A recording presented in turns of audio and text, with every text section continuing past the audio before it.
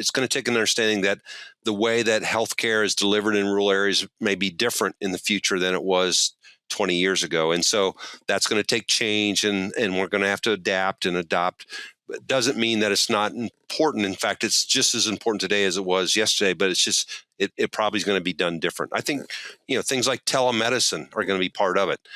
Things like, healthcare extenders, which, are, technicians working with veterinarians, I think are going to be part of it. These are all things that we have to be willing to look at and be willing to adapt or adopt over time.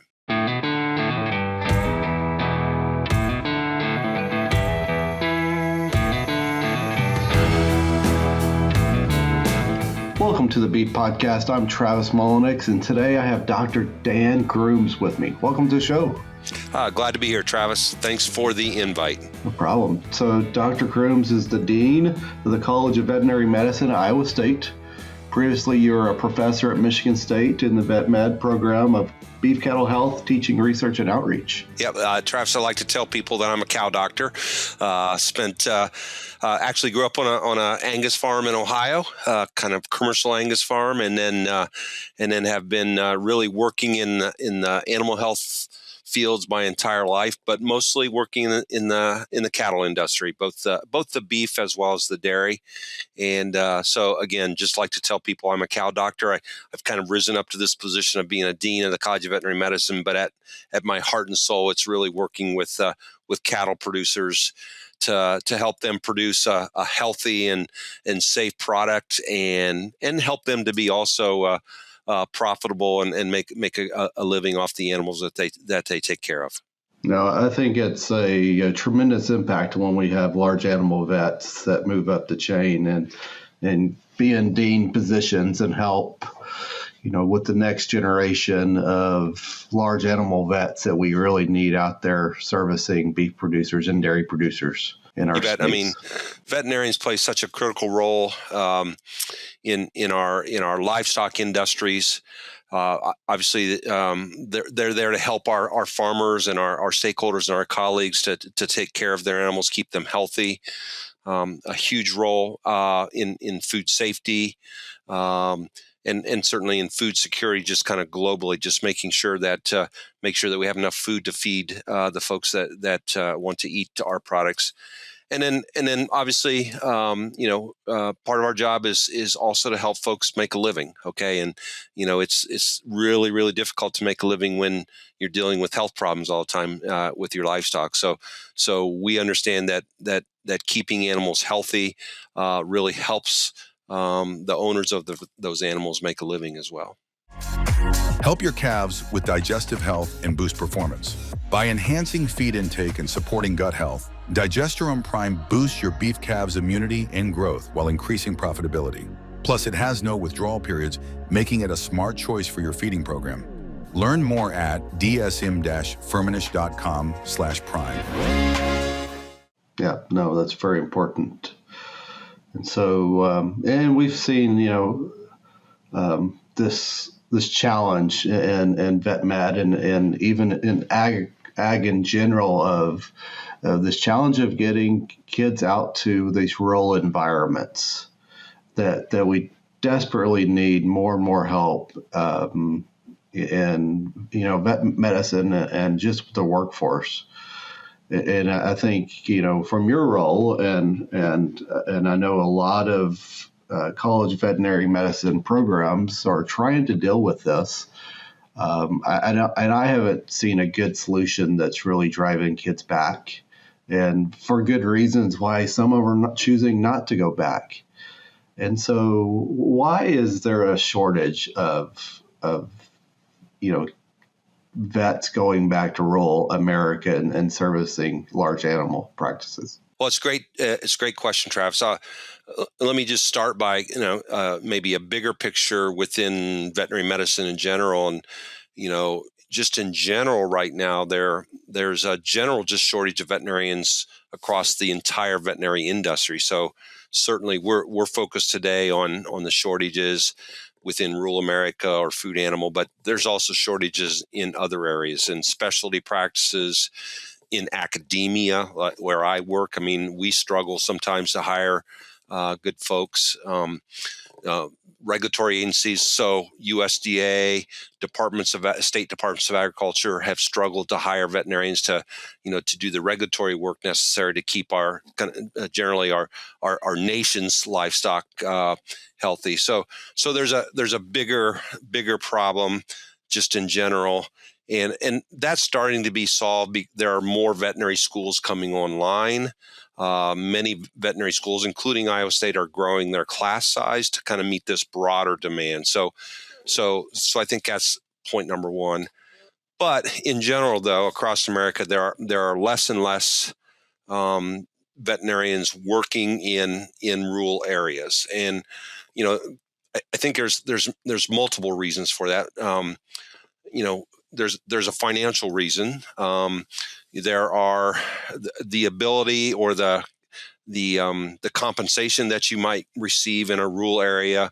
No doubt, in general, is going to be less than if you took a position, in a suburban or urban area, or maybe say with a corporation or a business or a company or something like that. So compensation in general, if you look across rural America, is going to be less, and so that makes an impact, especially with some of the educational debt that students graduate now with. And so when they look at their educational debt and then they look at options to help service that debt, rural America looks less attractive just because of that debt that they have to service. So that's an important factor. Number two is that many of our graduates, and I think graduates in general, are looking for a different experience when it comes to working in veterinary healthcare. So they're often looking for a practice that has multiple people, that has kind of a team approach, it has a healthcare team, and that team allows for a good mentorship. It allows for sharing ideas. It allows for some semblance of work-life balance. In other words, opportunities to take time off and do other things. That's hard. All those things are hard to do if you're in a 1 or 2 person practice in a small town. And so, again, our folks that graduate today are looking for a little bit different experience. And for practices in rural America that have figured out how to kind of meet those needs, they are successful or becoming successful. Multi-person practices, maybe they cover a larger area, but there's multiple doctors, there's technicians, there's other people that help provide that healthcare. And so I see that as actually one of the solutions in the future, is that instead of having a 1 or 2 person practice in every small town and every small or county, we have larger practices that serve a region. So that's a second issue. Another issue is that just the experiences often are not what the small town experiences or small town opportunities are not what a lot of new graduates are looking for. So they're looking for communities that have really good school systems, that have services that they want. They're looking for communities that maybe have opportunities for their partner. So a job opportunity, and often some of our rural communities just aren't attractive to the newer generations. And I think everything I've said so far is true of veterinary medicine, but it's also true of many other professions, whether we're talking about human doctors or dentists or lawyers or whatever. And so that becomes a problem as well. One of the other problems that often we don't talk about is we actually, I think, produce a lot of veterinarians. I think many colleges of veterinary produce a lot of veterinarians that want to go into rural practice, and they actually go into rural practice or food animal practice, but then they leave. So retention has become a big problem, and so understanding why they leave, and it could be financial, it could be lifestyle, it could be they just didn't have a good experience with the practice they went into. There's lots of reasons, but sometimes we produce a lot of veterinarians, and I think we do a good job of producing many veterinarians that want to work in rural, but then they don't stick. And so I think trying to understand why they don't stay is really, really important as we go forward. So I think those are the big reasons. So the financial one, the mentorship, lifestyle opportunities once they're in those small communities. Those are things that tend to be tend to be problematic when students are looking at working in rural towns. Again, whether it's in Iowa or Ohio, where I grew up, or Michigan, where I was for 20 years, they're all the same problems. So. Yeah, and all of those are large hurdles to overcome. But they can be overcome. I mean, it's not, there are things like the financial burden. We can help manage that that can be helped manage with loan repayment programs. And, so whether it's a federal loan repayment program or a state loan repayment program, that helps to eliminate that, or at least reduce or manage that educational debt, which then at least alleviates that financial stress that they might be dealing with. Yeah, some of the community aspects are harder to overcome. Is a lot of people just don't want to go back to living in rural America. That there's nothing to do. They may not have a significant other, and that makes it difficult. As you're out there alone, and etc. And so that's some large hurdles that we have across the board in ag of getting students out there. Yeah, one of the things, and of course, this is a community kind of taking charge of themselves. At least here in Iowa, I've seen communities that realize that they have to figure out how to reinvent themselves and become attractive to younger folks. And so they think about, well, what businesses can I bring or try to attract to the town that would be attractive to young folks today. And I've seen some communities that have started doing that, and they're making inroads. It's not an overnight process; it's a slow process. But they're attracting, like I say, a microbrewery. I'm just making it's true, but I know of a community where they have a microbrewery now, and it's that's attractive. Or they have something around theater, maybe local theater or local community theater or something like that. That's attractive. So making sure your schools are attractive, especially if folks are thinking about families. I mean, that's really important. So I think if you intentionally think about what's going to be attractive to the next generation, then you can start making some inroads in that area. Yeah. How much has the increase in corporately owned vet clinics change some of that? Because they offer a lot more work-life balance opportunities. You don't have to buy in necessarily. And so how much does that play a role in, going to maybe a smaller town, but it's a corporately owned facility versus something that's not? Yeah. I mean, the corporate owned practices are really, I mean, they're not taking over.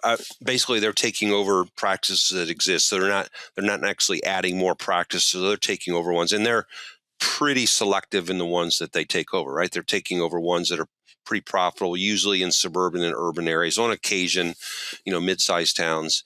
And they certainly have a place, and they're where their place is really taking practices over that nobody or there's nobody interested in buying them. And that's another I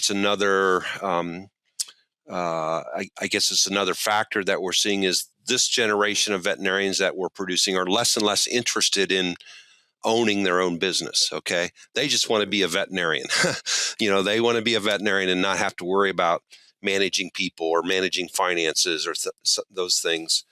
And so that's where the corporate practices have come in and bought these practices and continue to manage them and let the veterinarian just be a veterinarian.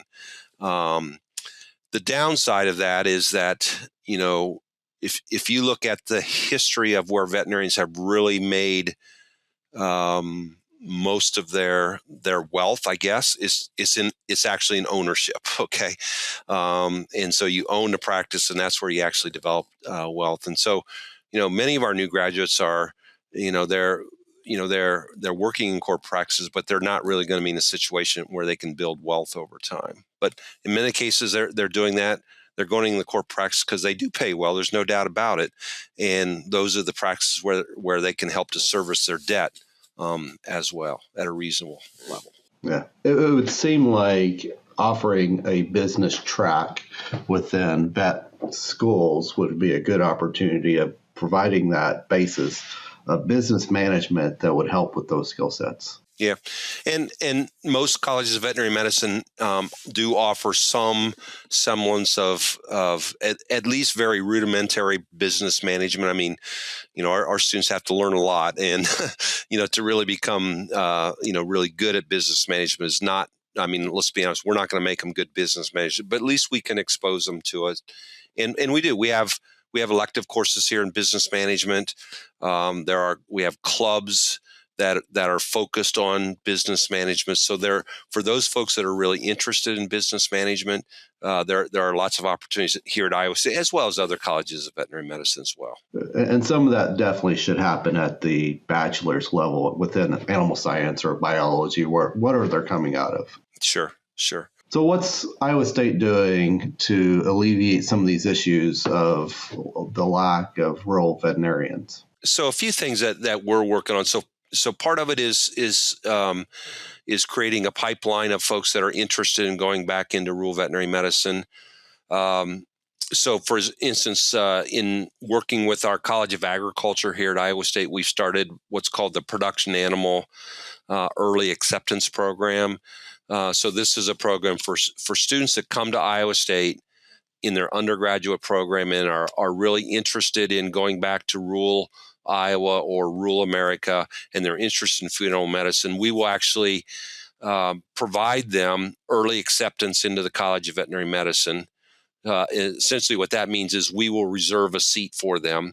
They still have to complete their prerequisites, and they have to meet a certain academic threshold.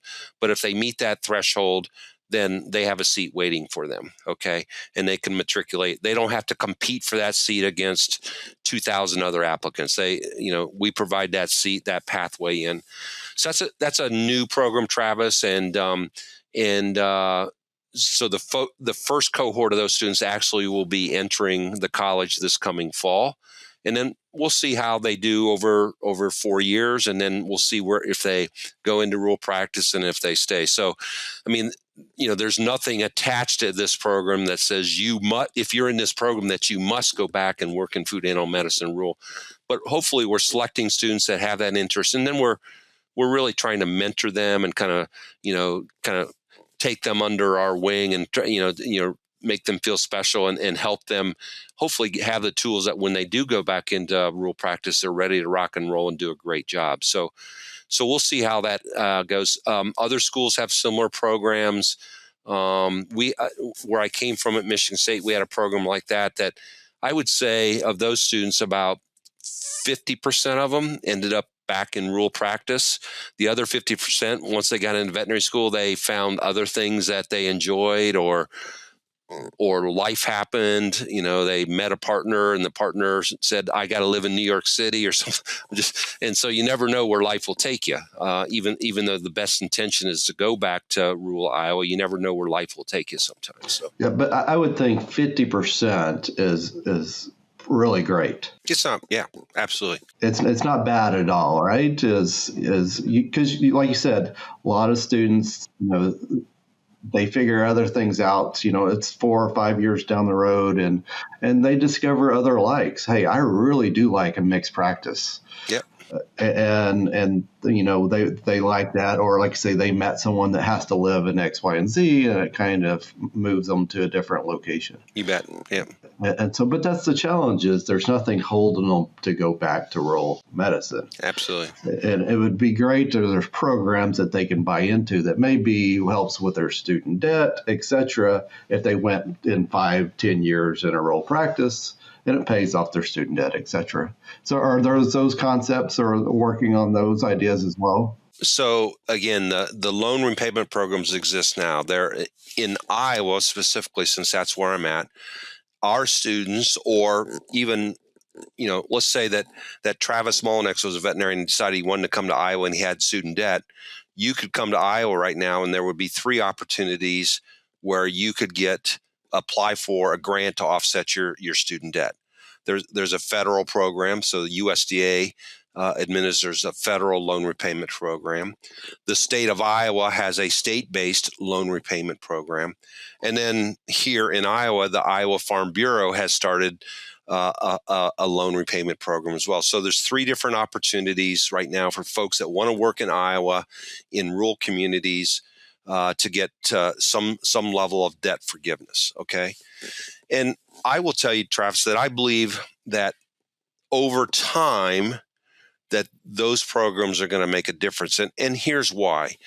One, those students are going to have less debt, and so they potentially then could take less compensation and be happy. Okay, so that's number one. Number two is many of those folks, because they're not paying off a student loan, can take that money and reinvest in a practice and buy a practice, and we've seen that happen here in Iowa, where younger veterinarians who would love to own a practice or be a partner in a practice just can't do it because they have a lot of debt that they have to take care of. But if they can eliminate that debt, then they're more likely to reinvest.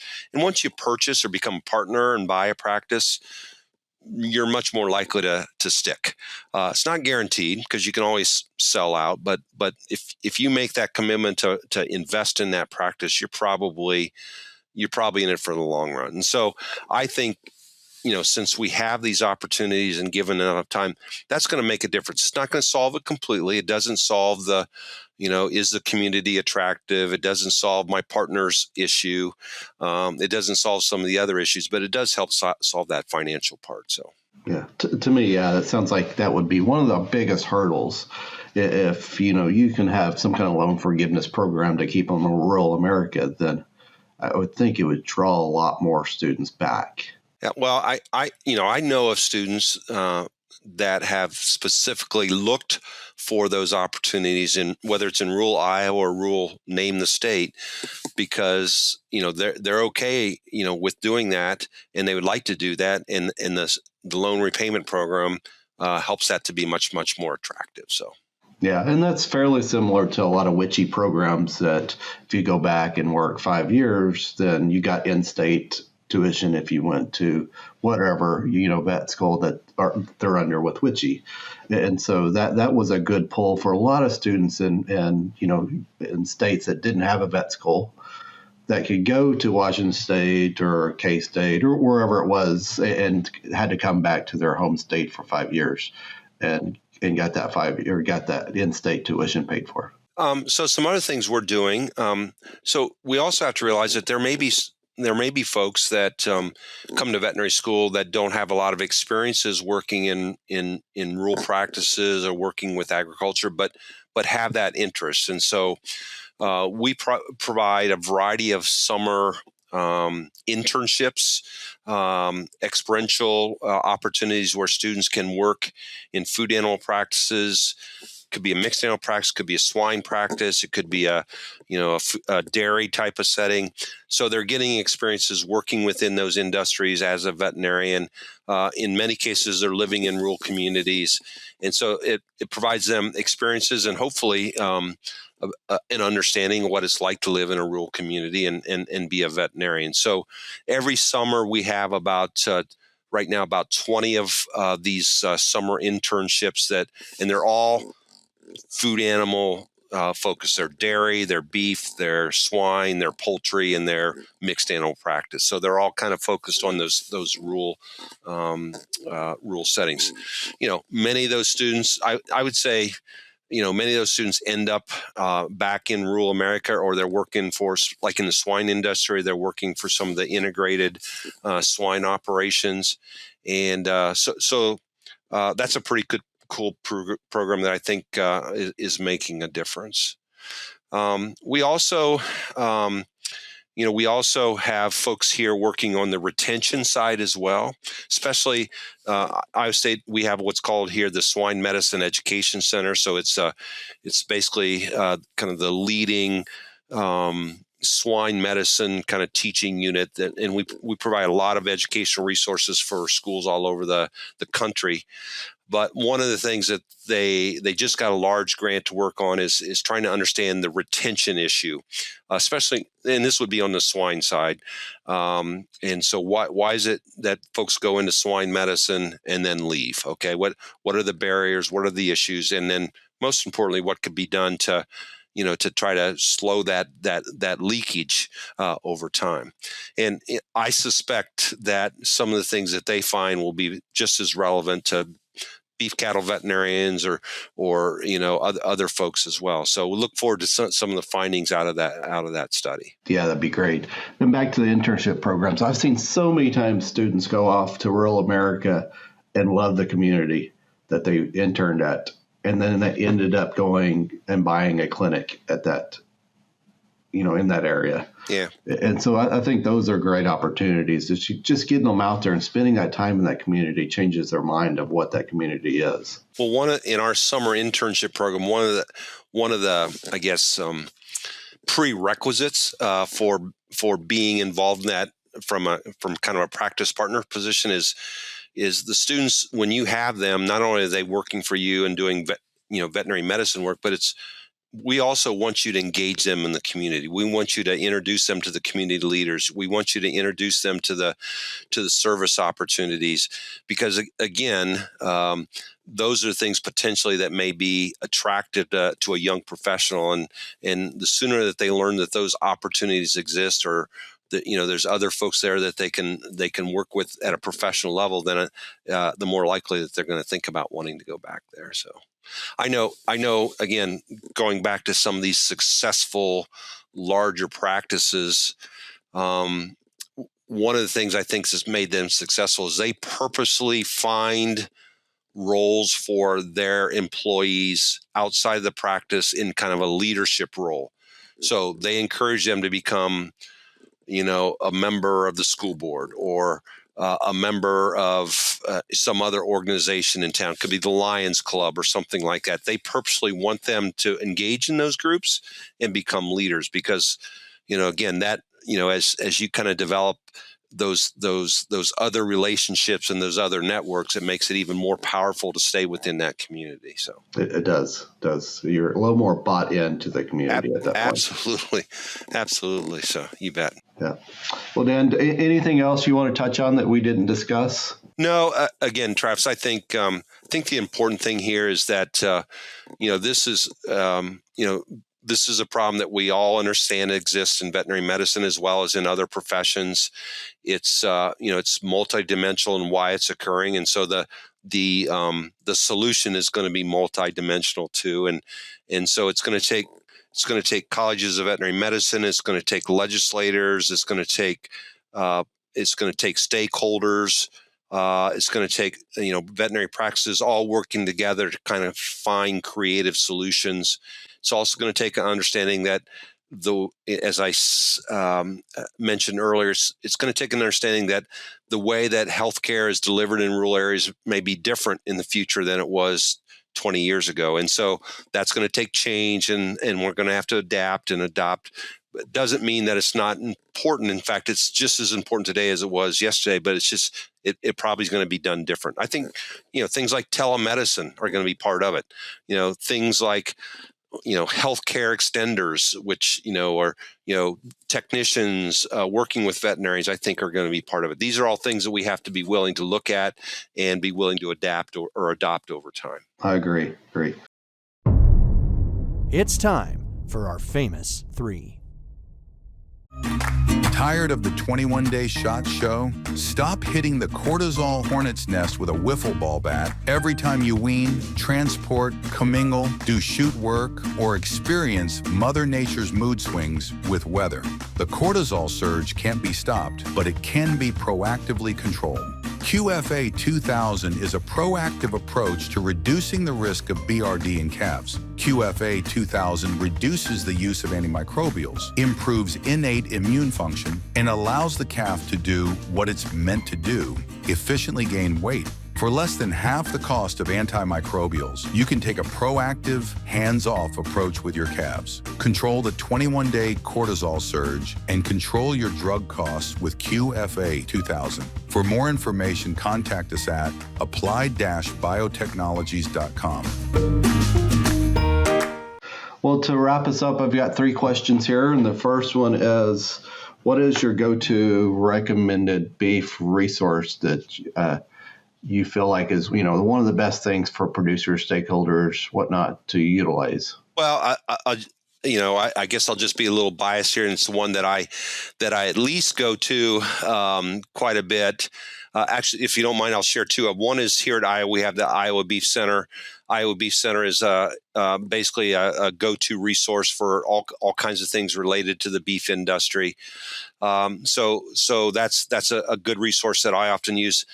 The other one that people may not be aware of, but I think is a great resource, especially when we're talking about infectious diseases of animals. And that's actually based here at the College of Veterinary Medicine, and it's called the Center for Food Security and Public Health.